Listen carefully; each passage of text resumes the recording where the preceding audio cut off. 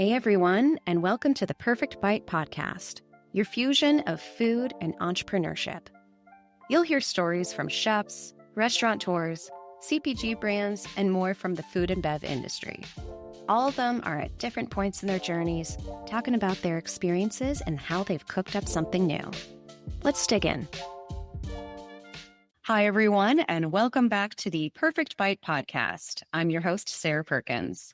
What could be better on a hot summer evening than the most succulent, saucy barbecue? How about a spread prepared by a Michelin-trained chef? Now, that's better. I've been lucky enough to know today's guests through our work in the Chicago food community, even traveling together across the country and sharing some amazing meals for a good cause.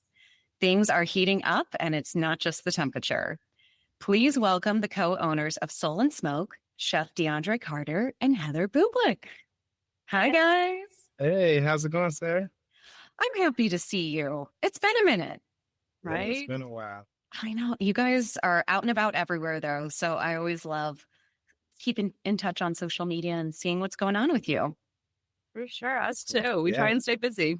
Yeah, the summer times always get crazy for us, so we try to be out there as much as we can. We try to put the brand in front of as many people as possible. So we always hard at work. Yes. We spent our early career feeding the few, and then when you go to feeding the many, you have to be able to be out there and be in the community and getting our food out into as many mouths as possible. So I love that. That's such a good way of putting it. Yeah. Well, I always love to start at the beginning here. And you can each answer each of these questions most of the time or say, hey, you take this one.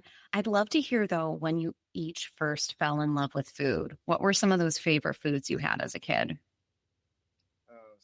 Just pretty much some of the food that's on the Soul and Smoke menu, like mac and cheese, collard greens. I remember my grandma used to make like hot water cornbread. We used to make butter cookies together. So it was always like a fun activity. My grandmother and I always really enjoyed tasting the food. At that time, I didn't know I wanted to be a chef. I just was pretty much like eating food, hanging out with my grandmother. All the good stuff. Yeah. For me, I was a vegetarian growing up. I was a very stubborn 9-year-old who didn't want to eat meat anymore. And my mom told me that I could do that, but I needed to make my own food. So learning how to cook that way and getting really into it through those means.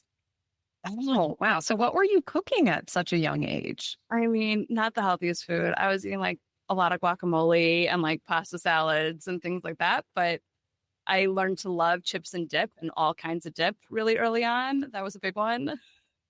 I mean, who can pass up guacamole? And healthy fats, Right. Yeah, for sure. Yeah, absolutely. Oh my gosh. And that plus some good barbecue on the side, you can put it all together. It's perfect. Right. Yeah. So what were some of those moments as you all decided to get into your careers that you decided to go into the culinary arts and hospitality? Any aha moments for either of you? Yeah, this one. The aha moment for me was kind of like my first job was one of my first cooking job was at the Olive Garden out here in Chicago suburbs. And honestly, for me, I kind of fell in love with the rush first. And after working at the Olive Garden for, I think about 2 years I worked there, but I was really interested in how the sauces was being made, how the process was being made. And I started getting into the cooking reality show, looking at that stuff, looking at Emerald. And I was like, I really want to learn how to make this Alfredo sauce. I want to learn how to make my own pasta. So that led me to sign up for culinary school. It was more about learning more about the cuisine. It was kind of different, Olive Garden, fast paced, fast service, turn and burn. But for me, I just wanted more out there experience. Yeah, I wanted to learn as much as I can. I really wanted to be a great chef. Yeah. Where did you end up going to culinary school? I went to the Cordon Bleu here in Chicago. Excellent. That's a good one. Yeah, in the Hospitality Institute. Chic. Where'd you? I love it. Warm. No. So it's just the story just kind of rolled out from there. And I went to culinary school there. It was time to do internships. But I know we'll talk about this later on. That's how I pretty much ended up at Moto. Yeah, it was just working with some of the best in the city. I just wanted to be around the best. Yeah, absolutely. For me, similar. I was working in a few restaurants here and there. I was working in a deli and then a hot dog stand, places where you cut your teeth in the beginning. And obviously, like when both of us were coming up, like the Food Network was everywhere. And like that was a huge influence on so many of us. But the big turning point was I went to school and was getting a degree in nonfiction writing. Wow. And looking at like what kind of job do you get? Like the things I wanted to write about was I wanted to write about food. So I ended up going to culinary school and convincing my mom that if she sent me to culinary school, I could become a food writer, which I never ended up doing that. Well, once I was in culinary school, it was like I needed to, work in a kitchen and like really explore it. That's when I started eating meat. I was like, I'm going to go to culinary school. I got to eat meat. And so I had to like learn how to do that. But it was a fun journey. It reminds me of Gail Simmons' story a little bit, when she first said, I want to be a food writer. Yeah. And someone ended up telling her, like, but you have to know food. And so that's how she was doing some backup house work, it sounds like, before she became Gail Simmons and doing everything she's doing. So there's time, Heather. If you want to sit down and write a book, you totally could, or a blog or anything. Yeah. My spare time. Yeah. Yeah. The next chapter, whatever that comes along as. Exactly. So, Deandra, you mentioned a very important place. And this is actually where the two of you met. This is not only a business story, this is a love story. And some of my favorite types of co-founders out there are also life partners. So what were a few more of those steps that you each took to end up at Moto, which was the amazing restaurant by the late Chef Homaro Cantu? And Heather, you also had a background with wine as well. Yeah. When it came time for internships, I staged at a lot of places around the city. I thought I was going to do my internship at GE. I had like made up my mind. I had decided, but I still had my stage set at Moto. And so I did the stage. And even after the 2 days, I was like, I'm not going to work here. I'm working at GE, this place. Graham Elliott's. Yeah.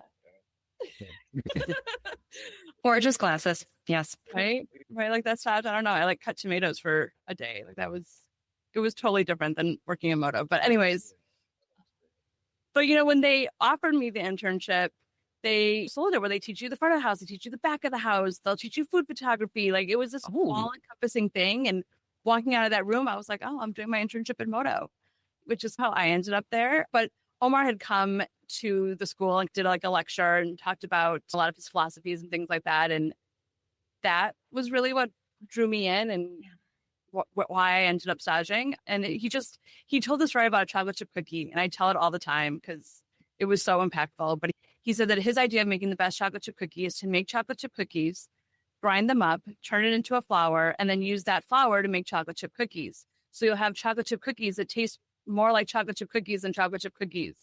And like, whoa. And that putting flavor into every step of the recipe and all the different components was so fundamental. And being around someone who just thought about things differently was so exciting at the time. Yeah, so creative too. So that's how I found myself at Moto. Oh, cool. Yeah. So I kind of like found Moto through YouTube. So it was like time for like internships, and I was about to take an internship like in Florida, but when I was like in the school library, just surfing the web, checking out like different places. At that time, I knew I didn't want to do any like French, like just straight French cooking, because I just thought that wasn't like the most exciting. Yeah. So I ran across Ben and Omar playing around with lasers. People would come in, dine in, that they'll read the menu and they'll like eat the menu after that. You had things like cigars, like roadkill, like all those dishes. Just like, to me, it was just beyond its time. This is like around like 2008, Yeah. So like searching the web. And I was like, yo, I'm out eating at these places. So I kind of reached out, and Chris Jones kind of like, hit me back up like, yo, we actually doing some stages for some internships. Feel free to come through such and such date. So I went for the stage, and I was like, man, this place is like the coolest kitchen I ever seen. I'm around like these serious chefs. They was taking it like very serious, and I'm seeing like all these cool techniques. It was like just being like on live TV, just like watching those guys. So I was hooked right then and there. Yeah. And then, I did my stage, and everything worked out great. It was like one of the hardest job interviews I ever done in my life, because it's a 2-day stage, and it was just like a tough thing to get through, but it was something I was very determined to make it to the end, and I really wanted to be part of that crew. So I stayed there, and the rest was history. I ended up, working my way up to running that place. Wow. it was a hard kitchen to work into. The kitchen was in the basement. Yeah. So, Oh, God. and when you're staging, like your job is like bring the food upstairs. We used to joke that people would start working there and they would lose 20 pounds in their first few weeks just from running up and down the stair. Yeah. Because run up and down the stairs the first day, like, so you're doing it. It's kind of like if you weren't used to working out, your body was going to be sore the next day. And then you have to wake up and like get through that. And then if you really wanted to work there, you accept the job. But like, man, my body was like, oh, I never like was this sore. I had to come from work. But after a while, I worked there, for, like I said, 4 years. It was nothing. It was a great experience. I learned a ton. And I felt like we was the best kitchen crew in Chicago, honestly. It sounded like such an amazing time. I'm really sad. Sorry, I missed it. I was off at school, but hearing about it since is just incredible. What was the environment like? I mean, obviously you were physically working hard. Did you feel it was very collaborative, or were you having some of those moments that you hear of in the past with chefs of buckle down, you're here to work and that's it? It was definitely a buckle down, you're here to work, but at the same time, like they threw you in it. Yeah. My very first day, I cut my finger and had stitches. And so they threw me into expo, and I was expoing for service. I barely knew the menu, but it was definitely like teaching as you go. Yeah. They were invested in you. I did a 6-month internship and started in the kitchen, expoed many nights. Then eventually I was running my own station as an intern, where I remember, going back to culinary school, and the other kids didn't have that experience. They were working a job, and we were helping run a restaurant. And that was unlike anything. Yeah, for me, it was just like I was making like a transition from, like I said, like coming out of culinary school. I just finished working at the Olive Garden. The fun and games was over. Like serious. Like, okay, you're not burning something, you're not cooking something wrong and thinking it's okay to send out. Like the standards was very high, and you had people there to kind of like watch over those dishes.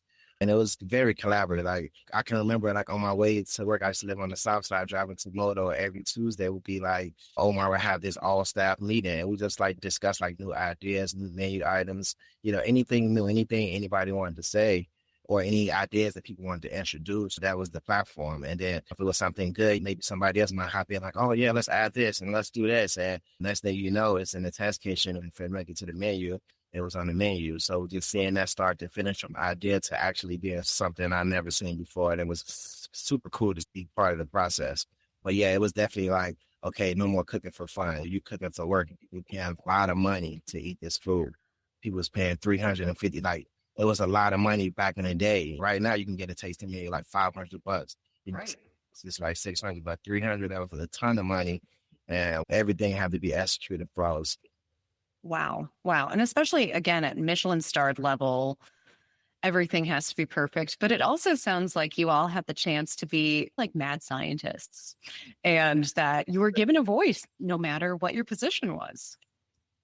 Yeah. And they really did an incredible job of like, you were part of the team. Like day one, you're in that kitchen, you're part of the team.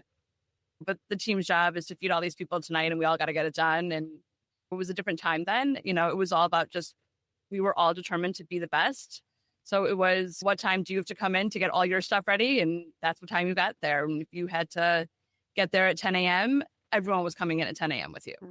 So it was always like at the end of the night, it was like, what time does everyone need to be in? And we would like go around and tell, and you didn't want to say too early, but you wanted to be there early enough, so like, but It was, one team, one dream. We all worked together in unison. And if you need to be there at noon, but everyone else needs to be there at 2, well, what do you need to get done? And how can we all come in at 1? And that conversation would happen at the end of the night. And that makes me so happy. It sounds like you said a lot less competing against each other.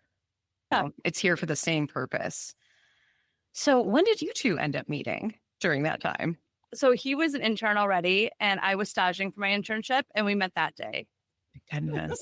Oh my gosh. So you all have known each other well over a decade. Yeah. And have been together. Oh my goodness. Yeah. Amazing. And it was really integral as a foundation for you all to learn how to run your own business together one day. Yeah, for sure. When you start in this industry, and probably like any industry, you need to put in your reps. And like we put in those reps at Moto, and we were there open to close 5 days a week, no matter what, every day. And that was the goal back then. Everybody, eventually wanted their own restaurant. Everybody was working to get better, to build up their resume, to have experience in all different type of cuisine, to execute their vision. So I would definitely say back in the day, 80% of the chefs, they definitely was, the goal was to open their own place.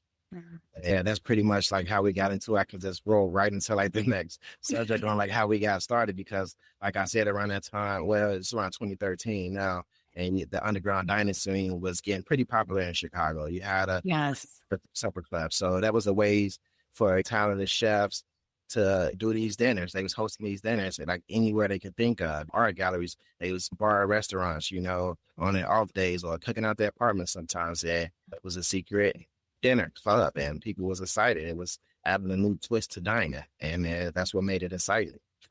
So were you two doing these together? Yeah, I was living in Evanston at the time, and there was a space that was about to open here in Evanston that was going to be hosting like a rotating chef dinner series. And I would be telling him, like, you should come to Evanston and do a dinner. And then one thing led to the next, and finally it was that time, and we ended up doing our first 3 dinners in that space. Yeah, it just went from there. The space ended up not being fully ready. So for our 3rd or 4th dinner, they needed to cancel it. So we moved it underground into our apartment. Ooh. Which by then we were living together. So we moved it to our apartment. We had like 6 tickets sold already. Our dining room table could seat 8. And we're like, this is what we're going to have to do. We were always from this restaurant mindset of we're going to make it happen. Yes. Like, no matter what, like there was no canceling this dinner. That's our reputation. These people bought tickets. We're going to make it happen, here. Absolutely. So we moved underground, and underground turned us into a catering company where we only sat 8, and people wanted to rent the whole table, or they wanted to have us come to their home because they could seat 12, and they wanted to have their 12 friends come over. So private dinners, and next thing you know, we're catering cocktail parties, and our first 3 brides were all girls that came and sat at our dining room table in our apartment in Evanston and felt that we could cater their wedding. And we were always, we're going to say yes, and then we're going to figure out how to do it. And that's just how it grew and blossomed. Yes. Building the plane as you're flying it. Very much so. Day one. Was this Soul and Smoke immediately? Was it barbecue? What were the type of iterations you were having as you were doing some of these supper clubs and catering that became Soul and Smoke today? For sure. It was all feast and imbibe. So that was what we did, all the pop-ups under. But very early on, people started asking us for drop-off orders, and everything needed a chef on site. We were doing 5-course tasting menus with wine pairings for our underground dinners. Like we didn't have a drop-off menu. Yeah. And we always wanted, when we were catering, this is 2012. There wasn't a lot of the chef-driven catering companies that exist today. And back then, catering was known for like rubber chicken and really bland, flavorless food. We wanted to be able to set up kitchens everywhere and create excellent quality food, excellent quality service at a restaurant level for people's private events. Like, you should be able to have that. So we had to come up with a separate drop-off menu. We didn't want to risk quality. And so very early on, we came up with Soul and Smoke's menu. We didn't name it Soul and Smoke right away, but it had like a separate drop-off menu. And if you knew, you knew. We didn't have like a website for it. There was nowhere to find it. And then in about 2015, we separated it out and called it Soul and Smoke and started to refine it a little bit, but it was still primarily drop-off catering. We knew that there was more to it. We knew we wanted it to go to farmers markets. We had like that vision for it, but it wasn't really until the pandemic when it really took off. Right. That was a huge turning point for so many folks. I mean, usually in an unfortunate way, but it also inspired a lot of creativity and pivots that happened here. So tell us how you really leaned fully into Soul and Smoke here, what that original menu looked like, and how you started to build it. You had an incredible moment too with Jose Andres with World Central Kitchen. Yeah. I mean, manifesting here, like what a dream to work with that organization. But it all just really happened very organically. We're based in Evanston. And when the Evanston schools started talking about closing, there was a lot of conversations among the community about how are we going to get the kids fed. And we had our catering commissary kitchen, and we had our staff that we hadn't furloughed. and we had to keep them busy. And instantly we were like, oh, we can feed the kids. Like that is something that, we can do. And we did. And we started off the first day. We're like, we'll do 20 meals and whoever comes and picks them up. We're in the heart of the 5th ward. So we were accessible to the most in need in Evanston. And we opened our doors and the community came out with donations and they wanted to have us do more and more. And we weren't holding any donations. So we had enough to make 70 meals that day. We were making 70 meals. And the Evanston Community Foundation very early on picked us up and they provided grant funding for 300 meals a day for the community. And that was amazing. This was like right as the schools were closing. And then I was on the phone with Derek from the Trotter Project. And I was like, there's such a need. Like I'm getting more phone calls than I can help these people. There were so many people who wanted food and that were losing their jobs, that didn't know how they were going to get it. They were maybe not documented and wasn't going to get any kind of unemployment. Like there was just so many people in need and we couldn't help as many people that were reaching out. And I was like, how do we get World Central Kitchen here? And he said, hold on. And in true Derek fashion, maybe 10 minutes later, I was on the phone with Christy Katz, who was the Chicago rep from World Central Kitchen. And she's like, can you do 500 meals on Monday? And I was like, yeah, we can. And so we did. We dropped them off to Montessori Inglewood. And the rest was history. We were doing somewhere between 300 to 500 meals a day for World Central Kitchen. We were doing 300 meals a day for the Evanston Community Foundation. The Evanston community was still donating little bits here and there. So we were feeding people that were on our like side list and stuff like that. And there were so many organizations that would reach out to us because they heard what we were doing and asked for 100 meals here, 200 meals here. And we were able to fulfill that based on different needs. And we were able to connect World Central Kitchen to different organizations that needed assistance. And it was a hub for it. Probably a week or two in, we kept on saying like Feastin' and Vibe was donating meals. And a week or two in, I looked at DeAndre and I was like, but this is really Soul and Smoke food that we're serving. Like, this is really Soul and Smoke doing this. This is the soul. Yeah. And so that's when we pivoted into Soul and Smoke a little bit more. I mean, we never knew when the funding was going to go away. We never knew when that was going to end, So that was hard. We were always trying to come up with the next pivot. And a lot of it was, we'll do the farmer's market this summer. We bought a food truck, like little things where we thought the food truck could morph into events once events came back. And then as fall took and farmers markets closed again and food truck season was dying out, that's when we started doing takeout out of our front door. Wow. Oh my goodness. And DeAndre, what was that challenge like? Cooking at that scale? Again, like you said earlier on, you went from feeding few to feeding the many. And it truly was the many. These weren't even folks who were sitting down, say, in a restaurant. And this is not, a couple of $350 dinners per night. What was that like? And how were you focusing essentially on scale, but keeping that sense of quality and love at the same time? Yeah, so quality and love was always like top of mind. So you got to keep in mind, it's the food I grew up eating. So I knew what I wanted it to taste like. We was already caterers. We was already doing like 200, 300 person weddings and corporate events. And we had the infrastructure. We had the employees, we had the space, and we had the transportation. So it was all about just getting organized and just coming up with a menu that can fit everyone's need. It was just about staying ahead. Once we get the numbers in advance, I would write out the menu. I would start bringing in the products. We'd start prepping the items, and then we start cooking the items, and then cooling the items. All the meals was cold, so that would help out.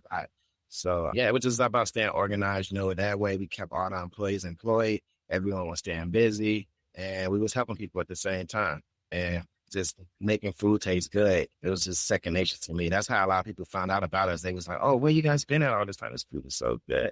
People was like loving it. And just like, wow, you really going to invest in that. We were still in between Feastin' and Vibe and Soul and Smoke.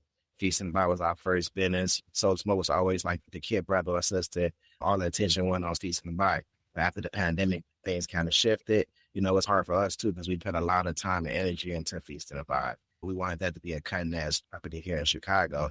The tables just turned. We just kept going, and this is where we are today. Yeah. And I think that we have so much love for Feastin' and Vibe. I think it was really hard for both of us to let it go. But, I think at the core, we always knew that it was never scalable. It was always about DeAndre. And DeAndre had to be at every event. And that was hard. And as the pandemic ended, the idea of like booking an event a year and a half out when the future has been changing at such a fast pace also became like unsustainable. And bless the hearts of the caterers that are booking things out a year and a half, 2 years in advance. I remember like That for me was hard.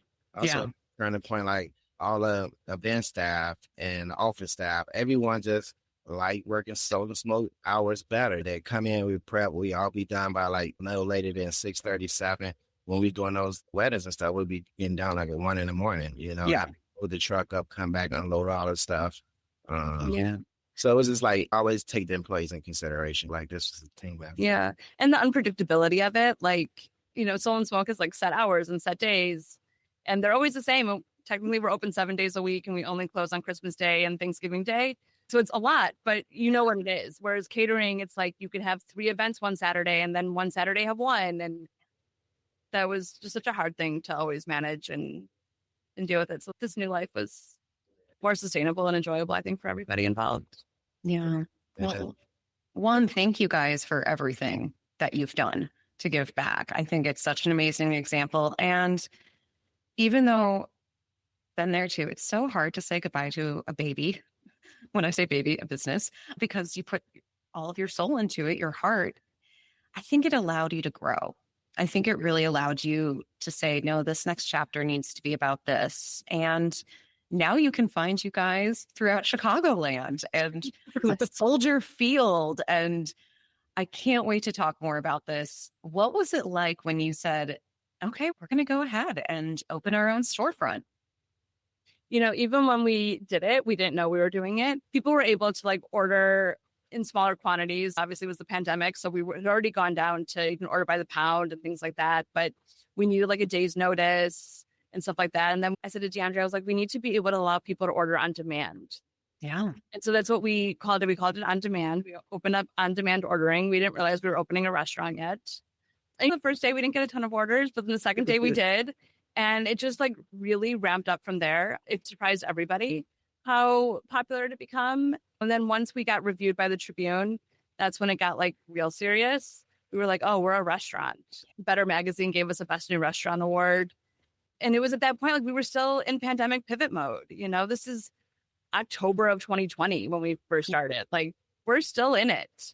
So we didn't know, but like all things as we've grown, like our customers dictated what was going to happen. And it was clear that we needed to open a restaurant. We had bought this building in Evanston 3 weeks before the pandemic, I want to say, before. Oh, no. Right. Which, like, it's always right then, is every story I've heard. Yeah. February 21st of 2020, we bought the building. And we had an event space in the building. And so we always thought that we were going to make the event space bigger. And it became clear that we were going to have to turn it into a restaurant instead. So that always made sense to us. It was a much bigger project than just expanding an event space. So that was certainly a challenge. But because of our catering infrastructure, opening the locations was really easy. Having this commissary model where we have this huge commissary kitchen. When we first moved in here, it used to be a shared kitchen. So we have like a large catering commissary kitchen. And we had a warehouse team. We had delivery vans. Like all of that always just made sense for how we were growing. In our current form, we have slowed on opening outlets so we can focus on opening what we're calling our flagship. But then once the flagship's up and running, I hope that we get back to opening outlets again. And for the empire to continue. Yeah, exactly. But, you know, we feel like because we are a pandemic pivot, we've never given everybody the full version of Soul and Smoke. It's always been just creating fast and quickly so that we could get open and keep our team employed and all that this is like the full version that's going to open here in Evanston. So that's exciting. This is super exciting. And I want to hear a little bit more about the menu behind this. So again, when you say fast and quick, it is still very high quality, fast casual food that you all have been putting out in addition to your catering. I love your spot on the river in Avondale. It's the perfect spot to get some mac and cheese, get that pulled pork sandwich. But things are going to look a little bit different at the flagship location in Evanston. How are you going to be combining that background that you all have from Moto with really that soul-warming food of barbecue? For sure. So starting off is we're going to have our all-day barbecue menu that'll mimic what we're doing at the outlets, what we're doing in Evanston now, very similar to that. There'll be a couple of tweaks here and there on the all-day menu, but then as light and bright as the space will be during the day, it'll get a little dimmer, a little darker, a little sexier. The music will change, and we'll have a separate dinner menu here in Evanston that'll be a little bit more elevated, a little bit fancier. Have some of our exciting dishes coming. Yeah. So like Hannah mentioned, we're gonna have like the all-day menu and dinner menu. And that's you already see like most of the fine dining techniques, the service model, how Heather's going to be coming back into her son Moto. So she's going to be impairing wines.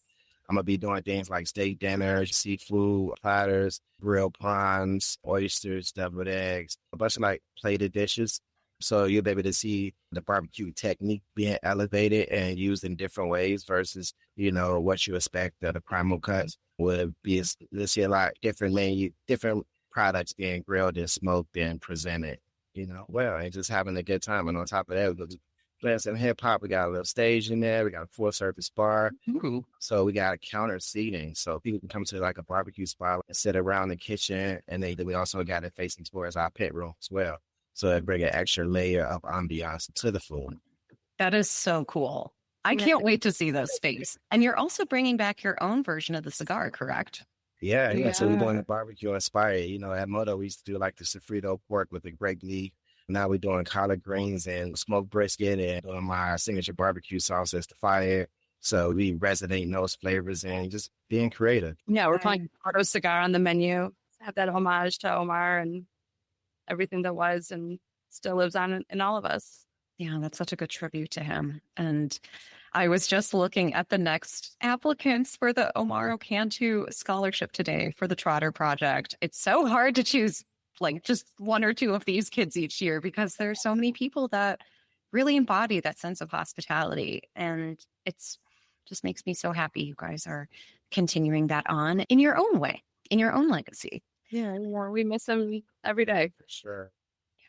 Yeah. And yes, you if a part of the journey. I think that, just speaking of Omar and the journey and not to sound like selfish, but, you got mentors, you got chefs, and one day I'm going to speak up for my culinary team. You out on your own, you need someone who's done it before, who's familiar with the process and, who can give guidance. Once that happened to Omar, once it passed away, we was out there, but a lot of people still just find out about us. We took their long path.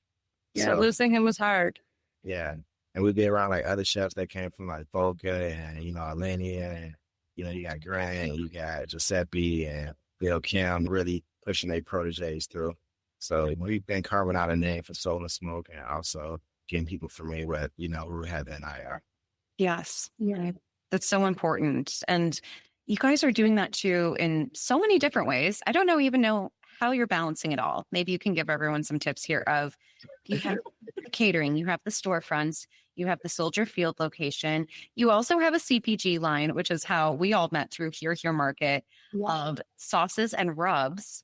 And you're doing a great job as well in terms of your marketing, just reaching folks. So what inspired you to say we're going to do all of these different versions? I like to tell people, it was like survival, man. And we pivoting, we coming from this full service catering company where everything was planned, everything was budgeted into like, oh, now we serving people day to day and the hustle don't stop and we got all this staff. What can we do next? We got Evanston, but during that process, doing to go or food on demand, we found that people outside a 3 to 5 mile radius wasn't able to try some smoke. That's when the ghost kitchens kicked in. We're like, oh, we got this new ghost kitchen concept. It's low cost. We can get our food across Chicago. So we went to the Avondale ghost kitchen. Then we ended up signing for the soulful ghost kitchen. So at night, those 5 mile radius was like touching each other. We was able to serve people from Glenview all the way to 35th and King Drive. So they kind of like expanded our reach, giving people access to us as we grow. And we just always just thinking of ways to bring in more revenue to keep our employees employed and to stay in business. We wasn't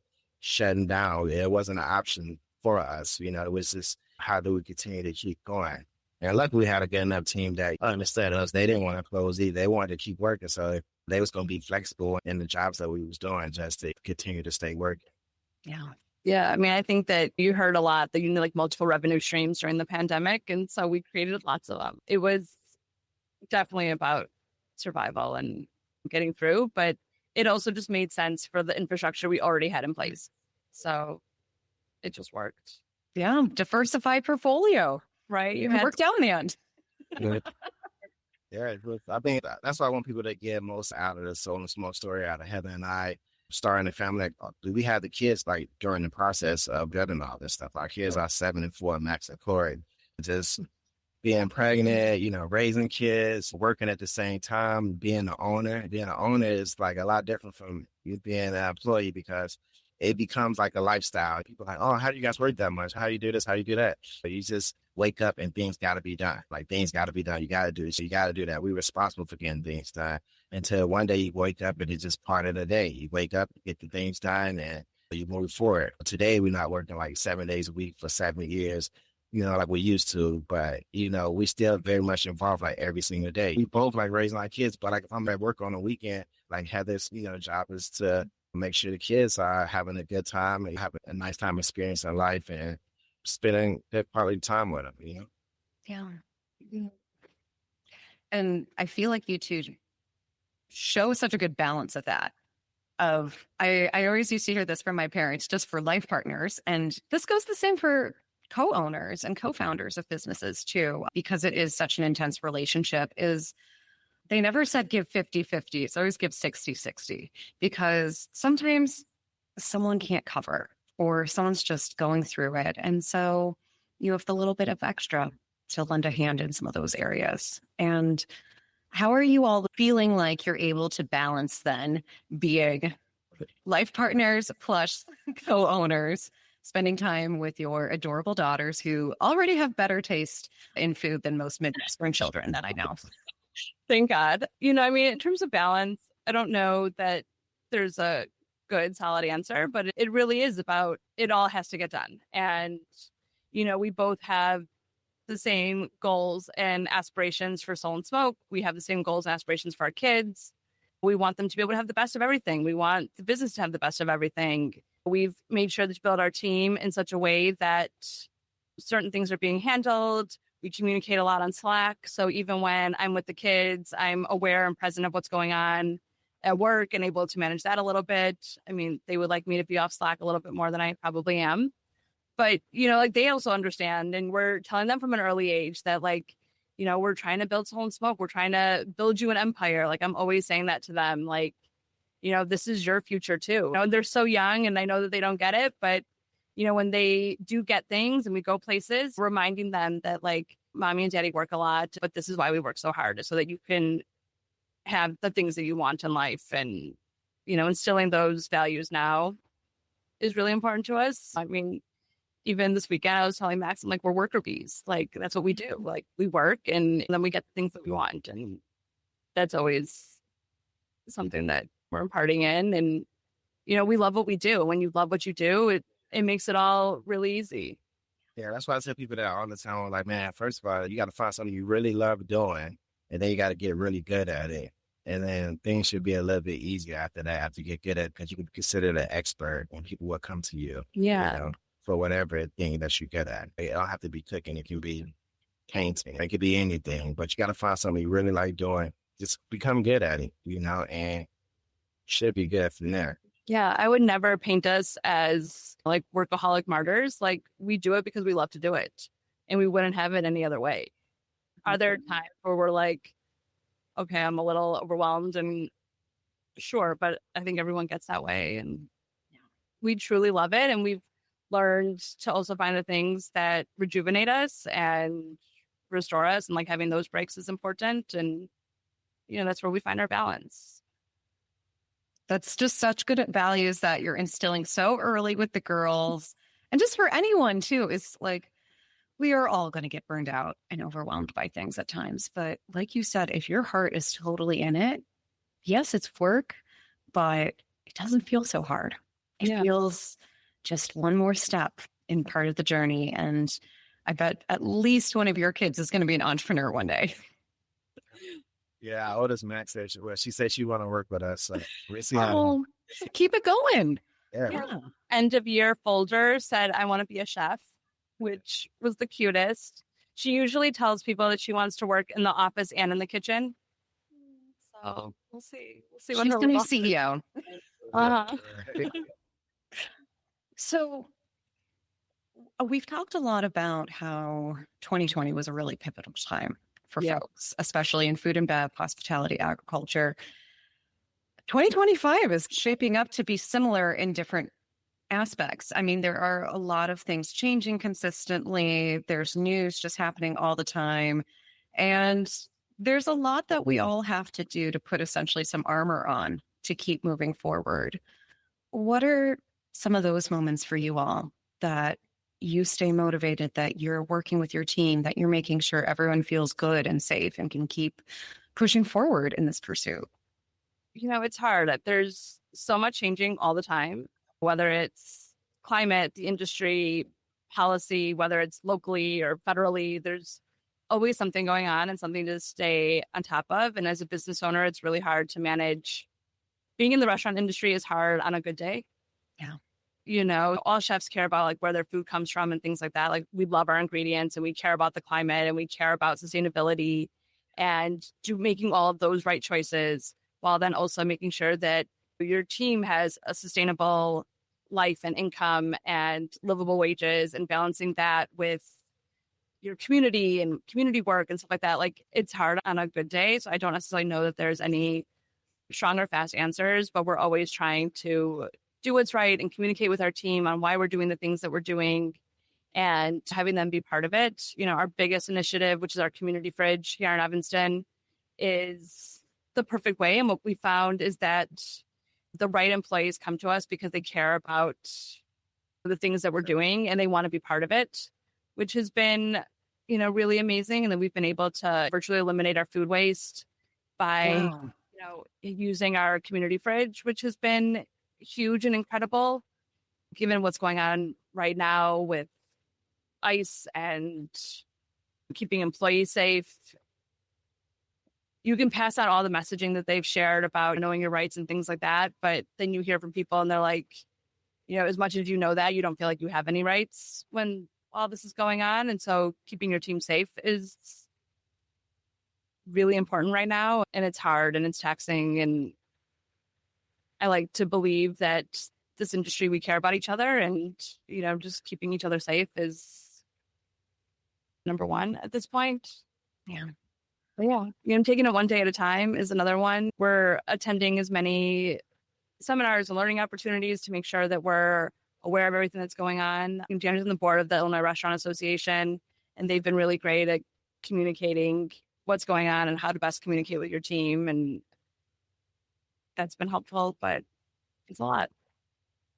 It is. And thank you for sharing that too, because I know it's not easy to talk about these things. I always find that it's important that we do, though. And I think the care that you're showing everyone around you is really going to be, it's the ripple effect we all need. We all just need, I'm always sitting here like we just all need to love each other more. Right? Like for real. Yeah. And again, shout out to Illinois Restaurant Association. I know they're so amazing. The other IRAs. And it's that one step at a time and knowing that there are a lot of people with the same goals. And I think we can get there. It's a fight that has to be fought right now and looking forward to the other side. For sure. Maybe on a lighter note, what would you all, but playing off of that, what would you all say you're most proud of? What do you want to do to continue to grow? And what do you think is next? One of the things I'm most proud of, like we're on Eater 38. And that to me was like a really proud moment where like to be a cornerstone of Chicago restaurants, that to me was huge. Like that's the list I go to when I go out of town. Yeah. Another city's Eater 38. So that was like huge. But I think at the core of what we're most proud of is this building, the facility that we're growing.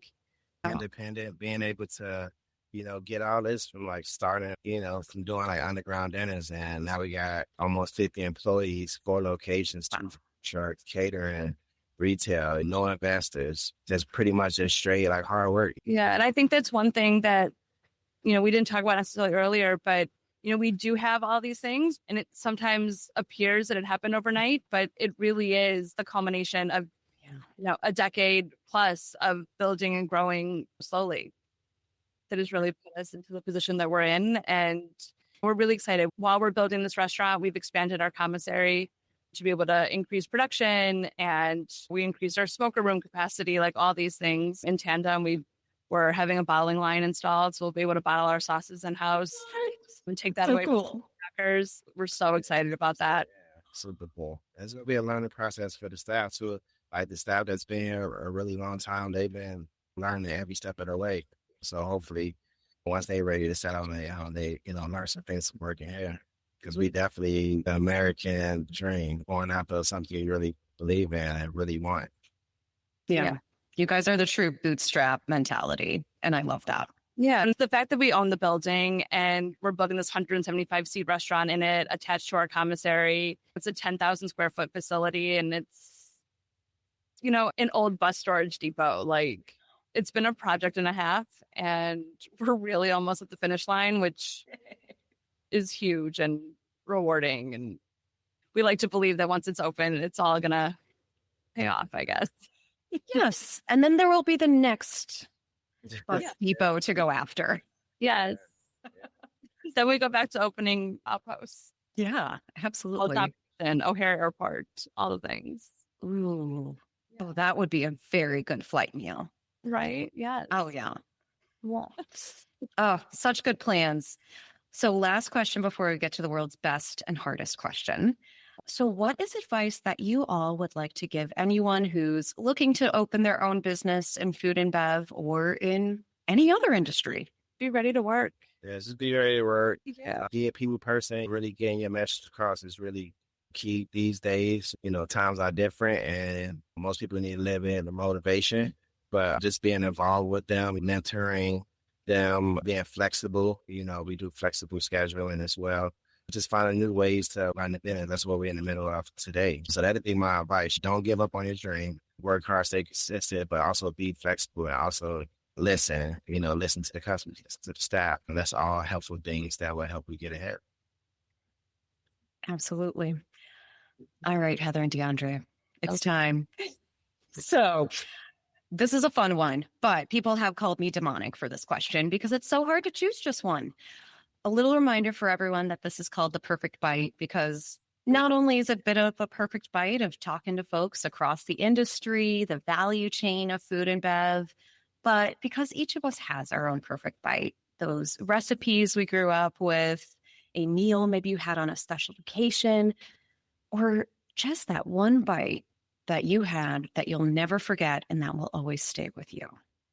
So I'd like to ask each of you, Heather and DeAndre, what are your perfect bites? So my perfect bite, well, I'm going to name one. So my favorite food, while I was working at the Olive Garden, I fell in love with pasta making, sauce making. And then once I got into fine dining, I fell in love with like truffles and caviar and all that stuff. So I'll say grilled chicken Alfredo with shaved white truffles on top. A little of the best of both worlds. Yeah. So that'll be my perfect bite. You get that grilled chicken, you got a nice homemade Parmesan sauce, fresh made pasta, shaved or grated Albany truffles. Love it. Heather? I'm going to go way simpler and say like a fresh guacamole with a good chip and like a squeeze of lime. That's where I'm going to like end it. It's my favorite thing in the world. Crave it. I can have it every day if, someone twisted my arm. Yes. Especially right now in summer. It's just so refreshing. Get that with a margarita, maybe a wine that Heather would recommend. Yeah. Oh man, this show always makes me hungry. Thank you guys. I love that your perfect bites also tied back to your whole story. Yeah, it really does. Then do. So as we wrap up here, can you let listeners know where they can find you? So the different venues, as well as your social accounts and anywhere else we should know coming up. For sure. So we are based here in Evanston. So our flagship is being built. Right now we have 4 picnic tables, though. Come on out and visit us. We're also in Avondale at Rockwell on the River. We have riverside dining available there, as well as an indoor, we call it our indoor patio. And then we're at a Center Tower in Ogilvie train station. We have a kiosk there. We're in Soldier Field in section 312. And then we have 2 food trucks that are out and about throughout the city, usually at summer festivals and private events. You can book those. And then our sauce and rubs and Mariano's, Valley, HereHereMarket.com. HereHereMarket.com. You can back our website all over. Yeah. And then you guys are at Soul and Smoke, correct? For Instagram? At Soul and Smoke, all spelled out one word. Or you go to the website, www.soulsmoke.com. But yeah, Instagram, they keep you updated to like what food truck going to be at next. If we're doing like any special events, social media, probably Instagram, Facebook, they probably get it first. Yeah, for sure. Amazing. Well, thank you guys so much. You're the best. Thank you for all the work that you've been doing too, especially for the community. I'm just excited for everyone to not only get to taste your food, but know that it's going back to some really great causes as well. And everyone, thank you for tuning in. This was Heather Bublick and Chef DeAndre Carter's Perfect Bite. Thanks for tuning in to The Perfect Bite today. You can listen to future episodes on Apple Podcasts, Spotify, and anywhere else you listen to podcasts. Thanks in advance for subscribing, rating, and reviewing. You can follow The Perfect Bite on social media at Perfect Bite Pod. Now go get something good to eat.